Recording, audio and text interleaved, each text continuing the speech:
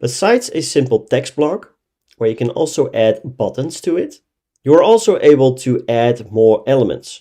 If we press the right mouse button, you'll also be able to go with a question. A question block allows you to ask a particular question towards your subscriber. If we go to the right and hover over the plus add item, you will see that you will have different types of questions that you can ask.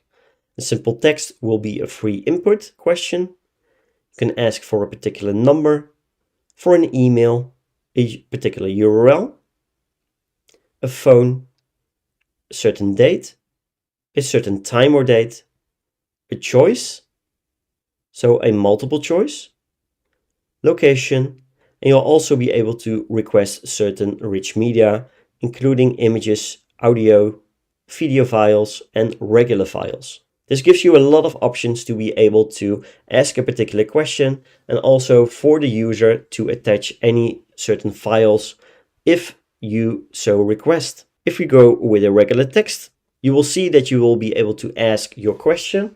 Below that, you will be able to save the response of that user inside of any custom field that you have.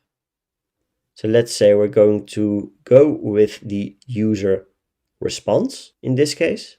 You'll also be able to add answers, so multiple choice answers inside of a text element as well. Or you can also do dynamic answers. Below that, you also have a no input feature. So it could be that a user does not answer this question. If we press this, you will be able to see and set the expire of this user input in a certain number of hours, seconds, or minutes. This allows you to prevent the user from getting stuck at this particular element. So let's say we're going with 4 hours. And after that, if the user still did not answer the question, you can always go with an additional input.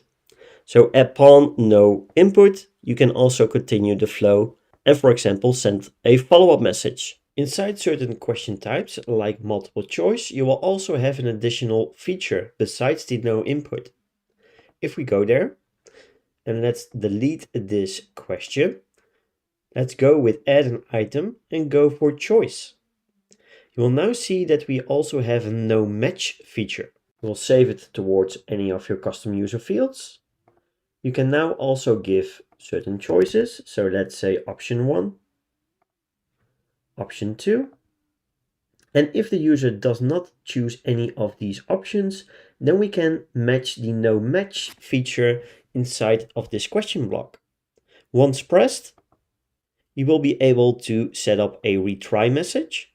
The second part of this no match will be that you can say if the no match happens a second time, or a third, fourth, fifth time, or even the first time, you can attach a certain message to it.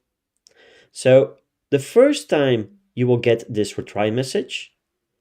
If it happens the second time in this case, we can match the no match, just like the no input, to a specific block. And we could say something like, we can also add a regular button and give the options 1 or 2. And this way it is clear for the user to be able to press one of the buttons. But the no match and no input can be directed to any block you want to, and it gives you a good way of continuing after this question block.